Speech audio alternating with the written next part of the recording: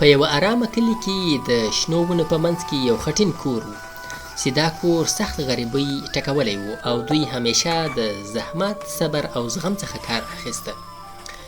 او دا کور نو د امینې کور و. په هغه کور کې چې یو ماښام لمر په لوېدو و او امینه په فکرونو کې ډوبه ول چې ماښام ته به څه تیاروي، ځکه ماښام ته باید یو شی پوخ کړي.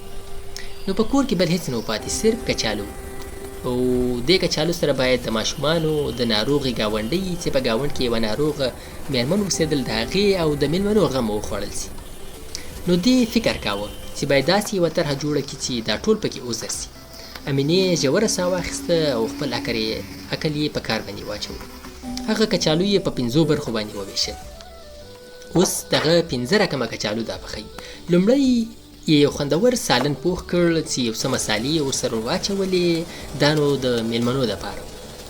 دوهم یې داسې نرم او سپک کچالو میده کړل چې ډېر مساله او مالګه پکې نه ول، چې بس لږ څه زړه ته ارامي ورکړي. دا یې د ځان او خپل ستړي میړه لپاره کېښودل چې ټوله ورځ به یې په کرونده کې کار کوو. درېیمه برخه یې یو نرم اراموونکی شوروا جوړ کړل چې دا د هغه خپلې ناروغې ګاونډۍ لپاره.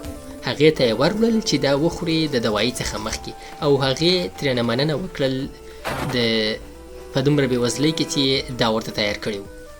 د ماشومانو لپاره یې څلورم خواړه داسې خوشحالونکي سره شوي کچالو تیار کړل چې ډېره ښایسته لکه په میلې یا چکر کې چې څوک وړي داسې ورته تیار کړي ول چې ماشومان ورته په خندا خندا او ډېر خوشحاله.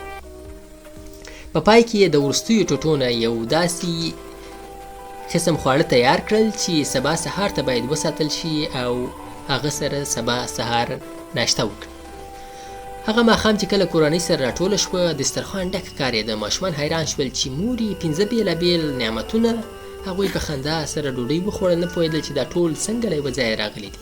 د امینې میړه له کروندې راستون شو، له خاورې ډک، خو زړه یې خوشحاله و. ډوډۍ یې وخوړه او د ډوډۍ وروسته دی ماښام د باندې ووت. کله چې د کلي مشران ولیدل، هغوی یې هم را دعوت کړل او هغه هم راغلل او هغوی ته یې هم ډېره ښه ډوډۍ ورکړل. په کور کې د ستوري لاندې دوی په کورنۍ په انګړ کې ناسته وه. د امینه کیسې او هیلې شریکولې، هېڅ شکایت یې نه کاوه. یوازې د بریا رڼا وه، زړورتیا او بریالۍ ښځه وه، ځکه چې هر څه ته یې فکر کاوه، د عقل څخه یې کار اخیسته. د امینې کارنامې چې د یو کچالو څخه 5 رقم خواړه او ټول پرې عذر کړي ول په کلي کې خپرې شوې. هغه ښځې چې د هغه طریقه یې وپېژندل، په درناوي سره یې وویل بېوزلي هغه وخت اسانه وي چې عقل او د خدمت اراده ورسره مل وي. یوه ورځ د هغې کشرې لور د امینې لمن ونیوله او په معصومو سترګو یې وپوښتل مورې ولې زموږ کور دومره کوچنی دی او موږ لږ څه لرو؟ امینې ټیټه شوه او ورته ویې ویل